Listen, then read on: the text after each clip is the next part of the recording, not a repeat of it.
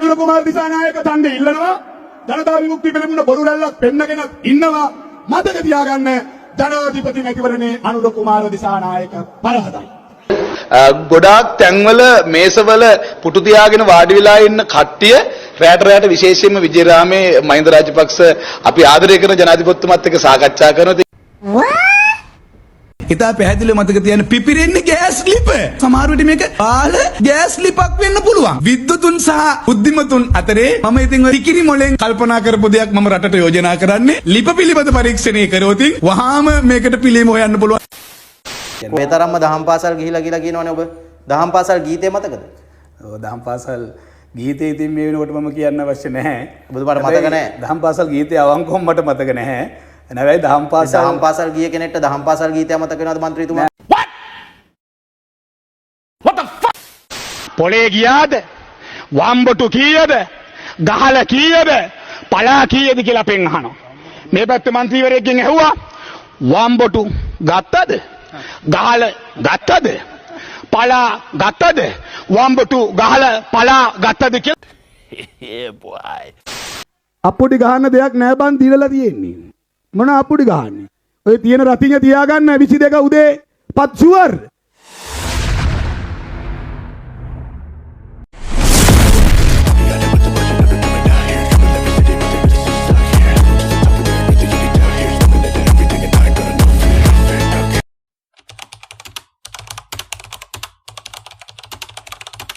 Phone එකෙන් එක භාෂාවකින් කතා කරන ගමන් අතින් තව භාෂාවකින් ලියන්න පුළුවන් හැකියාව ලලිත මැතිතුමාට තිබුණා. අන්න ඊටත් වඩා දක්ෂ පරිණත අතිදක්ෂ නායකයෙක් තමයි මෙසිල් රාජපක්ෂ මැතිතුමා. ඒ නිසා තමයි මොළ හතේ කතාව කිව්වේ. එතුමා දැන් මේ මොළ හතේ ක්‍රියාත්මක වීම මේ දැන්ට ආරම්භ කරලා තියෙනවා. මේ අවුරුදු දවසක් වෙනකොට ඇත්තටම මෙසිල් රාජපක්ෂ මැතිතුමාගේ මොළ හතක් ඇති 7 දෙනෙකුගේ ක්‍රියාකාරීත්වය තනියෙන් කරන විදිහ බලා ගන්න පුළුවන්. අඩේ ඒකත් ජොල්සන් ප්‍රනාන්දු මැතිතුමාට තරම් අවලාද ලැබුණු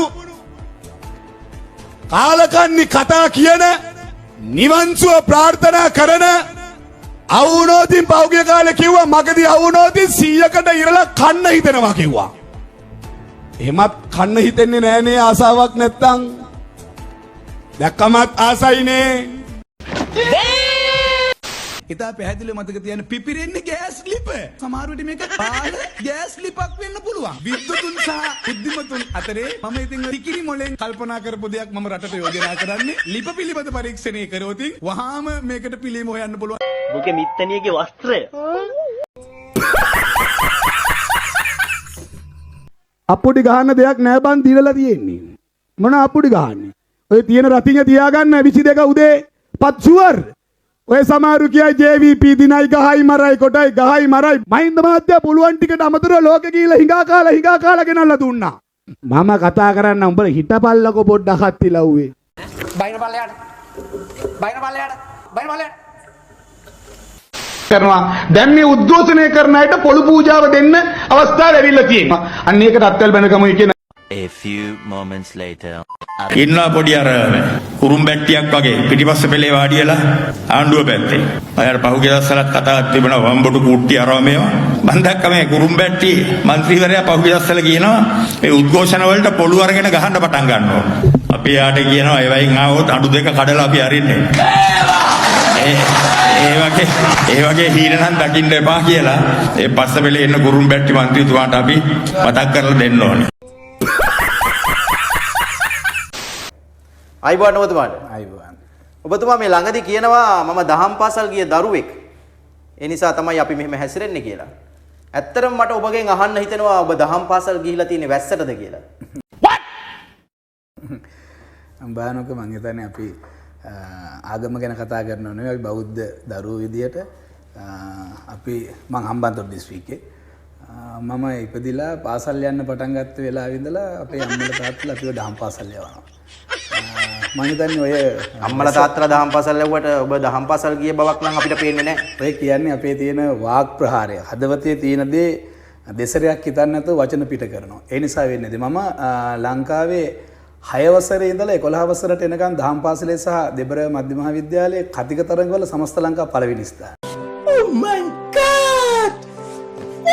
ඇත්තම කියන්න ඔබතුමාට හොඳ චතුර කතිකත්වයක් තියෙනවා. දිව හැරෙන පැත්තට ඔබ කතා කරනවා. මේ බොරුවටද කිව්වේ දහම් පාසල් ගිහිලා තියෙනවා කියලා? ඇත්තම කියන්න. දහම් පාසල් ගියපු එක දහම් පාසල් ගියා කියන්නත් ගියේ නැතිනම් ගියේ නෑ කියන්නත් බොහොම කොන්දක් තියෙන පුජ්‍යලෙක් මම. මම ඒකනේ මම හම්බන්තොට මම දකුණේ. ඒ නිසා මම බොහොම කෙලින් කතා කරන කෙනෙක්.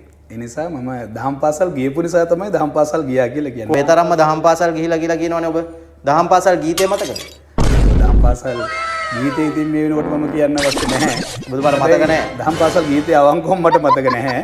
නැවයි දහම් පාසල් ගිය කෙනෙක්ට දහම් පාසල් ගීතය මතක වෙනවද මන්ත්‍රීතුමා? මම දහම් පාසලේ ගියාම දහම් පාසලේ ගීතේ ගායනා කරනවා වගේම ගාථා කියනවා වගේම දහම් පාසල තුල මම දැක්කේ අධ්‍යාපනය ලැබනවට වඩා බානුක දහම් පාසල තුලින් හොඳ නැනවත් ගුණවත් සිසුවෙක් පුරවැසියෙක් රට බිහිකරන එක තමයි කරන්නේ. මම බොහොම ඉක්මීමක් ඇතුව දහම් අධ්‍යාපන ලැබ පුජ්‍යල ඉස්ස කුට්ටිආරච්චිට මොකද්ද තියෙන හික්මීම?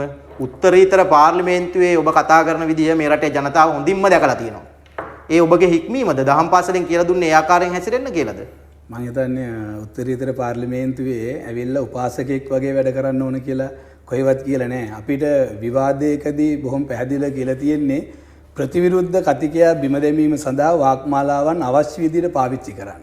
ඒ නිසා මගේ වාක් ප්‍රහාරය මම අවශ්‍ය විදිහට තමයි එතන පාවිච්චි කරලා තියෙන්නේ. යම් යම් අවස්ථාවල අපි නවක മന്ത്രിවරු විදිහට පාර්ලිමේන්තුව තුළ සමහර වාක් ප්‍රහාරයන් එතනට ගැලපෙන්න පුළුවන් නැති වෙන්න පුළුවන්. හැබැයි ඒක පරිණතභාවයත් එක්ක මේ වෙනකොට මම හිතනවා ඊට වඩා වෙනස් විදිහට තමයි මේ කටයුතු අපි කරගෙන යන්නේ. මුළු රටක් ලෝකයක් බලාගෙන ඉන්න පාර්ලිමේන්තුවේ තිස්ස කුට්ටිආරච්චි දෙපැත්ත කැපෙන වචන කියනවා.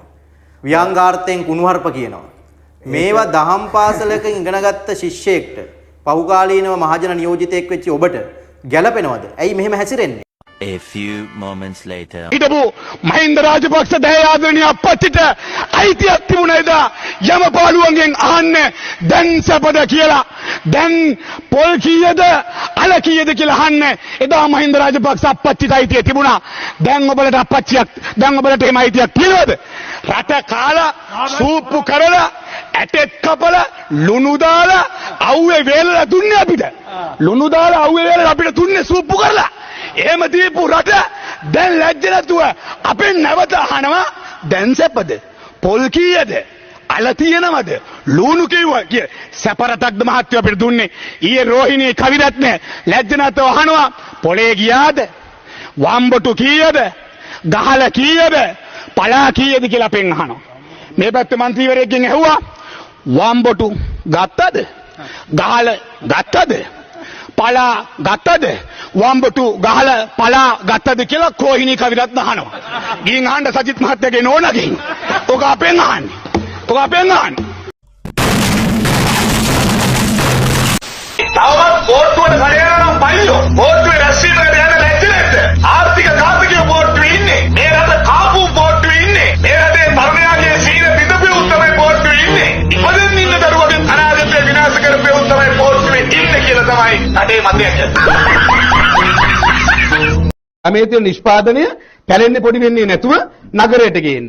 නගරයේ සිට අධිවේගී මාර්ගය සඳහා ප්‍රධාන මධ්‍යස්ථාන පැලෙන්නේ පොඩි වෙන්නේ නැති වෙන්න ගමෙන් ගෙනාපු නිෂ්පාදන නගරයට. ඒ කාලේ දියුණු කරපු නිෂ්පාදන වැලියු ඇඩිෂන් එකක් අපි අහන්නේ ඒකයි. ඒ කාලේ මොනවද දියුණුවටපත් කරපු සාමාන්‍යයෙන් අපි පවත්වාගෙන ආපියව වෙනස් වෙන්න ඕනේ කාලෙත් එක. මොනවද කරේ කෘෂි කර්මාන්තයේදී? මොනවද දියුණුවට කරේ? මැතිණිගේ ආර්ථික ක්‍රමවේදය උනේ කෘෂි කාර්මික ප්‍රතිපත්තිය. ජේ.ආර්. ජයවර්ධන මැතිතුමාගේ ප්‍රතිපත්තිය උනේ කෘෂි කාර්මික සහ කාර්මික ප්‍රතිපත්තිය. මහින්ද රාජපක්ෂ සේනාධිපතිතුමා බැලුවා ලෝකයේත් එක්ක කෘෂි කාර්මික නෑ කෘෂි කාර්මික කියන්න දෙන්නේ නෑනේ. කෘෂි කාර්මික සේවා වැඩි කරන්නේ ජේ.ආර්. ජයවර්ධන විරුද්ධ ආර්ථික ප්‍රතිපත්තිය. ඒක මේ ඉස්කෝලේ ළමයිකුත් දන්න කතාවක් නේ.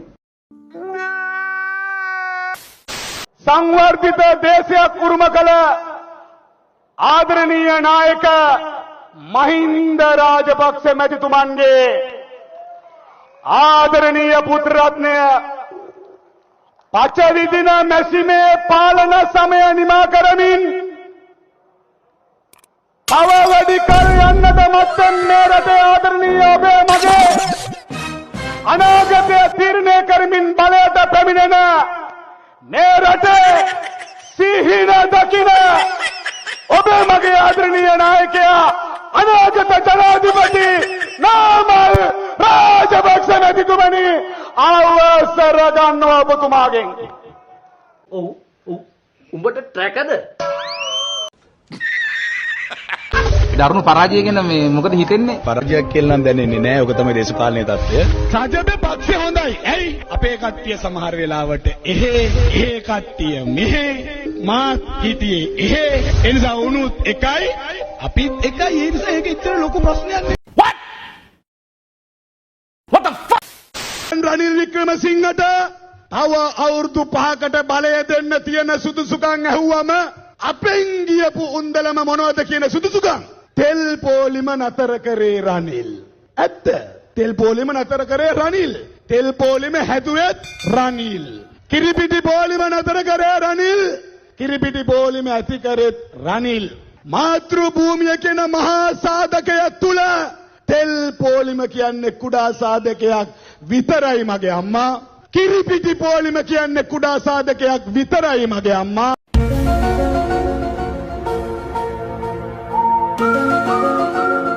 අපි උණුසුම්මත් පලසනාදයකින් පිළිගනිමු ගරු නාමල් රාජපක්ෂ මැතිතුමන්ව.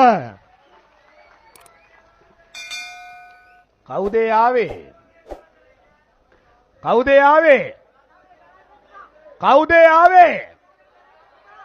කවුද ආවේ? කවුද ආවේ? උඹට ට්‍රැකද? ඒ මහින්ද රාජපක්ෂ කියන ප්‍රතාපවත් නායකයාගේ පුතා විතරක් නෙමෙයි. මේ රටේ තාරුණ්‍යයේ සීන කුමරා. මේ රටේ අනාගත නායකයා. පොදු ජන පෙරමුණේ අනාගත නායකයා. මේ රට නොබෝ කලකින් වෙනස් කරන ආදරණීය අපේ නායකයා නාමල් රාජපක්ෂ මැතිතුමන්ව ආදරෙන් ගෞරවයෙන් පිළිගන්නවා. Nice. සජිත් ප්‍රේමදාස මහත්තයා හොඳ මිනිසෙක්. හැබැයි ලදරුවෙක් වගේ මිනිසෙක් නේ. සජිත් ප්‍රේමදාස මහත්තයාගේ ශරීරය වර්ධනය වෙනවා. එතුමාගේ මොළය වර්ධනය වෙන්නේ නැහැ. හැබැයි එතුමාගේ තාත්තා රණසිංහ ප්‍රේමදාස සේනාධිපතිතුමා එතුමාගේ ශරීරයත් වර්ධනය වුණා, මොළයත් වර්ධනය වුණා. රණසිංහ ප්‍රේමදාස සේනාධිපතිතුමා බිමේ දේශපාලනය කරා. සජිත් ප්‍රේමදාස මහත්තයා බිම ගැන දන්නේ නැහැ. දැන් රාජ්‍ය නායකයා අන්තර්ජාතික මට්ටමේ ලෝකෙට ගැලපෙන විදිය ඉන්ටර්නැෂනල් එකට ගැලපෙන විදියට ක්‍රීඩාව හසුරවනකොට රටේ රාජ්‍ය නායකයා ලෝකෙට ගැලපෙන විදිහට මේ රටේ ක්‍රීඩා පිටි ටික හදනකොට සජිත් ප්‍රේමදාස මහත්තයා මොකද්ද කරන්නේ බලන්න. පුංචි ක්‍රීඩා පිටියක බෝලයක් බැට් එකක් අරගෙන පුංචි දරුවොත් එක්ක ක්‍රිකට් ගහනවා. රටේ රාජ්‍ය නායකයා ඉන්දියාවයි ලංකාවයි යා කරලා පාලම් හදනකොට සජිත් ප්‍රේමදාස ලදරුවා ඒ දණ්ඩේ යනවා. රටේ රාජ්‍ය නායකයා ප්ලේන් ගෙනල්ලා බස්සන්න පුළුවන් අන්තර්ජාතික ගුවන් තොටුපළවල් හදනකොට සජිත් ප්‍රේමදාස ලදරුවා කණු දෙකක් මැදින් වද්දන්නේ නැතුව බස් එකක් අරගෙන යනවා. රටේ රාජ්‍ය නායකයා ලෝකේ විවිධ රාජ්‍ය නායකයන් එක්ක කතා බහ කරලා ඒ විදියට හැසිරিলা IMF එකත් එක්ක කතා කරලා රටේ ආර්ථිකය ගැන විශ්ලේෂණාත්මකව කතා කරලා ඒකට අවශ්‍ය වපසරිය නිර්මාණය කරගෙන ලෝකේ නායකයින් එක්ක ගනුදෙනු කරනකොට කතික තරංගයක් කියලා හිතන සජිත් ප්‍රේමදාස දරුවා චතුර ලෙස ඉංග්‍රීසියෙන් කතා කරලා ලෝක නායකයෝ නවා ගන්නවා. ඔන්න සජිත් ප්‍රේමදාස එතුමාට මතක තියාගන්න කිසිම දවසක මේ රටේ රාජ්‍ය නායකයා වෙන්න බෑ. කවුදාර වම්බොට්ට මොකද හොදන්නේ ඉල කුට්ටිආරච්චි ඔය 탁කිලිනේ ඉන්නේ පිරසන්නන දුක හොඳද පිට කුට්ටිආරච්චි හොඳද කවුද මේ ඔය ඔක්කොම මැරෙෝනේ උන් ගහනකන් අපි හප්පිය කියලා ඉන්න ඕනේ එතකොට හරි මුංග ගෙවල් වලට තවත් ගහනවා මුංට එක්ක කුටුමත් ගෙවල් දොරවල් වලට යන්න බෑ මුංග ගෙවල් දොරවල් වලට යන්න බෑ මුංගේ දරුවෙකුට ජෑණි කරොත් පාරේ යන්න බැරි සයිස් එකකට මුණුයි හැදුවේ ඒක මුණුයි හැදුවේ ඇත්ත සම්පූර්ණ සනත් අයියා මරුණු දවසේ 12 වෙනකන් ගැහුවා මඩ. අදත් අනුර කුමාර වපුරන වෛරය අපි දින්නම 22 වෙනිදා උදේ ඉඳලා ප්‍රතිවිරුද්ධ අපේක්ෂකයෝ කාටවත් ඡන්ද වැඩ කරපු කාටවත් හීරීමකින්වත් වරදක් කරන්න එපා කියලා එයා කියනවලු. දැන් එහෙම අනුර කුමාර වචනෙන් කිව්වම පිළිගන්නවා නේද උගේ ක්‍රියාව?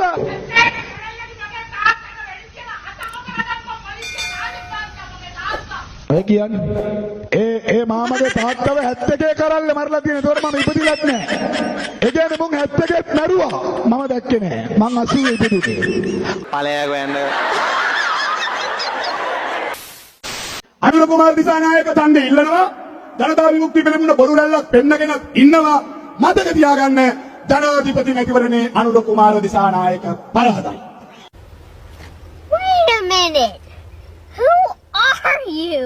ශ්‍රී ලංකා ප්‍රජාතාන්ත්‍රික සමාජවාදී ජනරජයේ ගරු ජනාධිපති සහ සන්නද්ධ සේවා සේනාධිනායක අනුර කුමාර දිසානායක මැතිතුමන්ගේ සම්ප්‍රාප්තිය.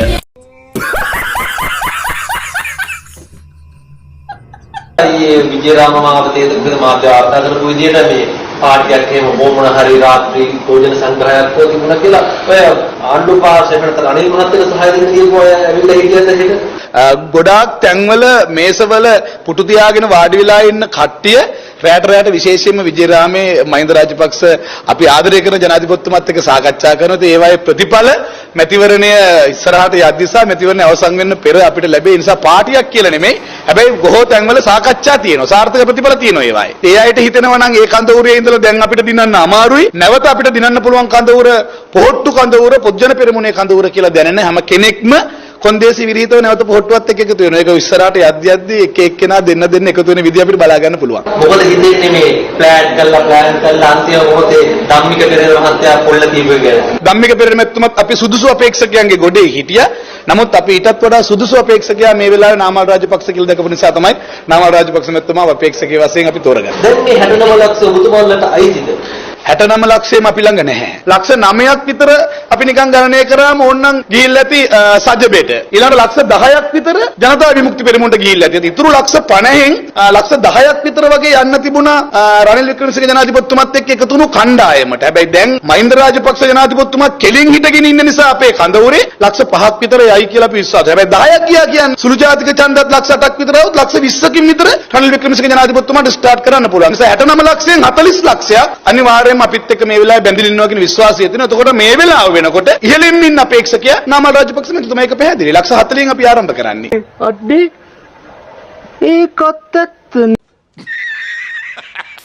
අපිට තියෙන ප්‍රශ්නේ මේ කැකෑරෙන්නේ මේ ආවේයි. මාධ්‍යවල කතා ටික අහනවා. රූපවාහිනියේ තිරේ බලාගෙන ඉන්නවා. ජනාධිපතිවරණේ තියෙනවා කියනවා. මේ කාරණා ගැන දැනගන්න තමයි වාඩි වෙලා ඇවිල්ලා ඉන්නේ මේ. දැන් අපිට ඉස්සෙල්ලම තියෙන මැතිවරණය මොකක්ද වුදී සේයාවේ පේන්නේ ජනාධිපති මැතිවරණය. අර අම්පාරේ අපේ සහෝදර මන්ත්‍රීතුමා කිව්වා වගේ අර විලිනුදාවෙන් ඉන්න කතාවක් කිව්වනේ. දැන් අපි විලිනුදාවෙන් ඉන්නේ ජනාධිපතිවරණය කවද්ද කියලා. දැන් ඒකට නඩුවක් දාලා. පොදු ජන පෙරමුණ අපි බලන් ඉන්නවා. ජනාධිපතිවරණය දෙනකන් දැන් අන්න නඩුවක් දාලා. දැන් නඩුව දාපු පුජ්‍යලයා විතරයි දාපු වගකීතු පුජ්‍යලයක් නෑ. දැන් සමහරු කියනවා මේ නඩුව දාන්න වර්තමාන ජනාධිපති රනිල් වික්‍රමසිංහ මැතිතුමා මැදිහත් වෙලා දෝ කියලා අහනවා. ජනාධිපතිතුමා කියනවා නෑ මම දන්නේ නෑ. මම සම්බන්ධ නෑ. අපි ඒක මතක් කරනවා. ශ්‍රී ලංකා පොදු ජන පෙරමුණ රනිල් වික්‍රමසිංහ ජනාධිපතිතුමාව ජනාධිපති පුටුවේ වාඩි කරේ එවකට මේ ශ්‍රී ලංකා භූමියේ තිබුණු ආර්ථික සමාජීය දේශපාලන ප්‍රශ්න විසඳන්න. මැතිවරණ කල් දාන සිටියමට සහයෝගය දෙන ජනාධිපතිතුමාට අපි බලය දීලා නැහැ. මහින්ද රාජපක්ෂ මැතිතුමා ඇති වෙන්න ඡන්ද දුන්නා අපිට. ඒ නිසා අපි විශ්වාස කරනවා මේ මැතිවරණයේ කල් දාන සැලැස්මේ රනිල් වික්‍රමසිංහ ජනාධිපතිතුමා නැතුව ඇති කියන විශ්වාසය අපේ ළඟ තියෙනවා. ඒ වගේමයි තව සමහරව අපි දැක්ක මේකට ආණ්ඩුව සම්බන්ධයි. ඒ ආණ්ඩුවේ ඉන්නේ අපිනේ. තවමත් මේ ආණ්ඩුවේ ඉන්නේ අපි. රනිල් වික්‍රමසිංහ ජනාධිපතිතුමා පුටුවේ වාඩි කරත් අපි. තෙල් ඇමති තාම අපේ. මුදල් රාජ්‍ය ඇමති තාම අපේ. වරාය ඇමති බදුල්ලෙන් ගියේ පොහොට්ටුවෙන්. මේ ඉන්න රාජ්‍ය ඇමතිවරු බෞද්ධ දවසර වැල්ලවායේ රැස්වීම දීලා සසේන් රාජපක්ෂට පත බෑවේ. පොහොට්ටුවෙන් ගියේ. පොහොට්ටුවෙන් උන්දලා ගියේ. තවම තියෙන්නේ පොහොට්ටුවේ ආණ්ඩුව. හැබැයි කවුරු හරි කියනවා නම් ආණ්ඩුවත් මේකට සහයෝගය දීලා මැතිවරණ කල් දා ගන්න හදනවා කියලා එන අපි ආණ්ඩුවේ. සාරටටම කියනවා ආණ්ඩුව විදියට පසුපෙළ නියෝජනය කරන മന്ത്രിවරු විදියට පැහැදිලිව මැතිවරණ කල් දානවට අපි විරුද්ධයි. මැතිවරණ කල් දාන්න බෑ. හරි. ආ පැටියෝ කොහොමද නොමිලේ කන්න 5000 අරව මේවා ඔක්කොම දුන්නා. පිකටින් කරන්නේ නෙවුට බත් පැකට් දුන්නා. බඩුමාළු ඒ කියන්නේ බඩුමාළු බඩුම තමයි දුන්නා. සේරම කරාර පෙනේ පිප්පුවේ නෑනේ හත්තිලව්වේ. අපි දුන්නේ නෑ කියලා. අන්තිමට යා ධර්මිටියට බැන්දේ. පෙනේ පිප්පුවේ නෑ. අපි කිව්වා ඕක අන්තිම වෙලාවේ හරි පුප්පන්න ජනාධිපතිතුමනි කියලා. මොන පිප්පිලා මෙන්න බඩු මෙහෙමමයි. මෙහෙම පොඩ්ඩක් කරපන්. මෙහෙම මේ බඩු මෙහෙමමයි. එතන තමයි වැරදුනේ. එතන තමයි කෙලවුනේ අපිට නේ. ඇත්ත කියන්න ඕන. අපි දුන්නේ රජ පැටිය රජ කරලා ගැම්ම අරගෙන එහෙමනේ අපි කැමති.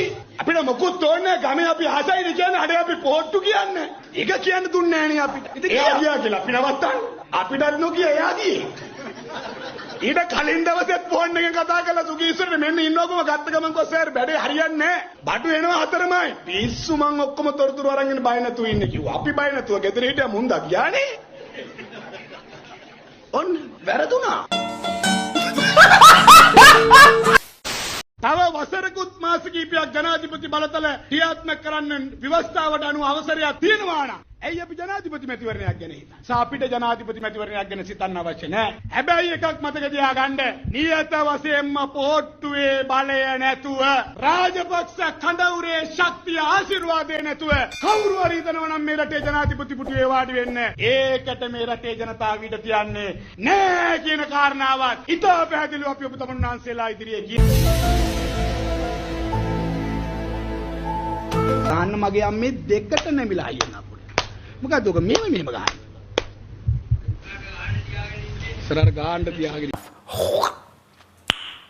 nice. රටේ අන්දරේ තෝරන මැතිවරණ එනවා කියලා. දැන් අනුරු කුමාර දිසානායකනොත් අන්දරය රටවටේ පච කියා යන බොරුනේ. අනුරු කුමාර දිසානායක ගැන කතා කරන්න දෙයක් නෑ. මොකද කට ඇරියොත් පච එකයි දෙකක් නේ. අඩනවා කිව්වා. පච මේ එහෙම තියෙද්දි Facebook එකේ සමහර තරුණයෝ කවන්නේ අපි මාළුමාවට. ඉතින් උඩ මොලේ නෑ දාන එකට කමෙන්ට් එක දාන එකට මොලේ නෑ. කියන අච්චර පේනවා මේක පච කියන්නේ කියලා. හැබැයි කමන්නේ අපි මාළුමාවට. දැන් උන්දර ලැජ්ජ වෙලා ඉවරයි. ඒ නිසා රටේ තෝරන්නේ අන්දරේ නම් නියත වශයෙන්ම මේ රටේ අන්දරේ තේරීමේ තරඟයේ පළවෙනි අනුරු කුමාර. ලොකුම පචකාරය නම් අනිවාර්යෙන් නම්බර් 1 අනුරු කුමාර දිසානායක. මේ තෝරන්නේ දෙයනේ රටේ රජා. රටේ රජා තෝරන්නේ.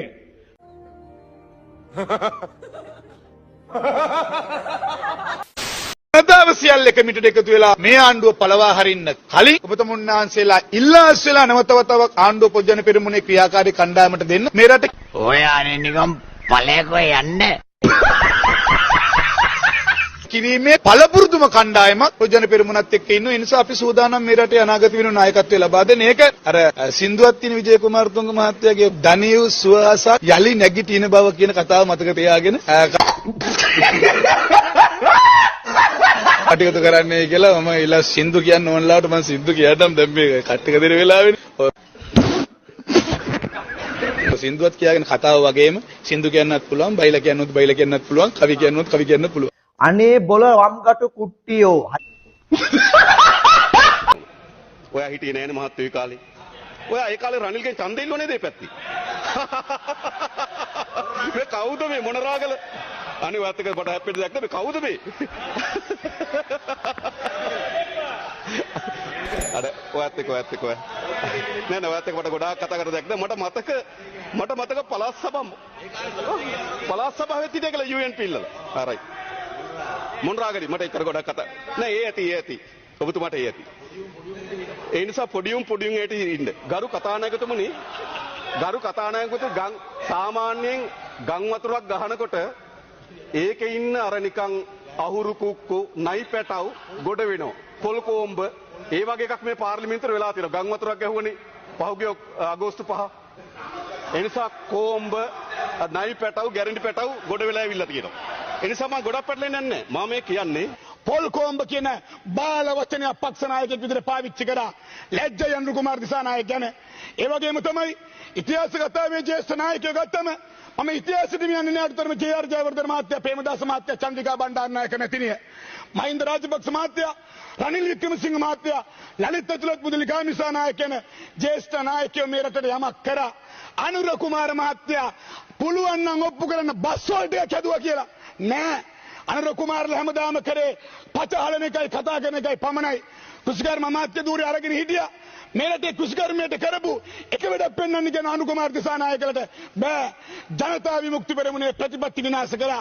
උඹ වගේ ගොන් හරකෙක් යකෝ මෝඩ මූසලේ ඔබතුමාලට අවස්ථාව තියෙනවානේ. පුජ්‍යලකව ගහන්න එන්න බෑ. නෑ ඔබතුමාලට අවස්ථාව තියෙනවානේ. දැන් කුට්ටේ රජ මහත්මයාට ඊළඟ අවස්ථාව තියෙනවා.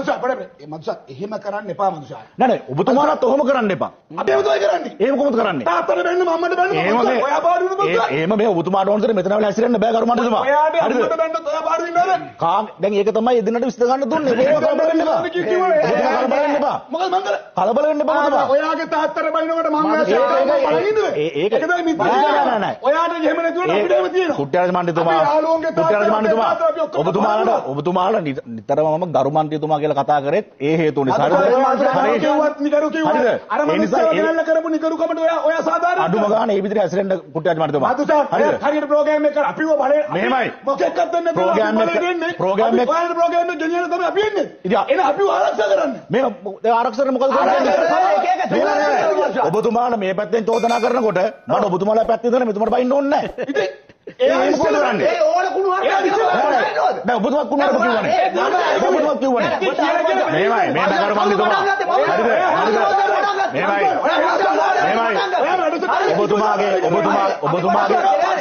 ඔබතුමාගේ සද්දෙට තඹයකට බය නැහැ. මේ වැඩේ කරන්නේ මෙහෙමයි. ඔබතුමා කවුද කියන එක ඔබතුමා කවුද කියන ජනතාව තීන්දුව කරයි. කමන්නේ. මේ රටේ ඔබතුමාට ගරු කරලා හිරුවකට එන්නේ. තාත්තට අම්මට බැනුම් අහගෙන එන්නේ. ඔබතුමාලාට කුණු මෙහෙමයි. ඔබතුමාව ඇඟිලි දික් කර කර මෙහෙමයි. නෑ තද වෙන්නේ නෑ. අපිට තද වෙන්නේ නෑ කියලා අන්න මූණ අපිට මෙහෙමයි. ඔයාට තද උන්නේ නෑ. මට තද වෙච්ච ගමන් නෑනේ. මෙහෙමයි. මේ රටේ ජනතාව තීන්දුව කරයි. මොකක්ද ජනතාව තීන්දුව කරන්නේ? කවුද හරි කියලා. හරියට ඔයා මෙහෙම අසාධාරණ. ඒක ජනතාව තීන්දුව කරයි. ඔක්කොම ජනතාවට තීන්දුව කරන්නේ ඔයාත් නැත්තම් මම මොකද කරන්නේ? ඔයා කරගෙන වැඩසටහන ඔයාලා. අපි වැඩසටහන කරනවා. ඒක ඔබතුමාගේ තීරණයක්. ඔබතුමා කැමති තීරණයක් ගන්න. පිළිවෙලකට ආවේ නෑ මම. මෙහෙමයි ඔබතුමාට බය නෑ අපි. එච්චරයි බය වෙන්නේ. මෙහෙමයි ඔබතුමාලා ඔය සද්ද දැම්මා කියලා ඒක ඔයා සද්ද දැම්මා. अबे ओ दिवाली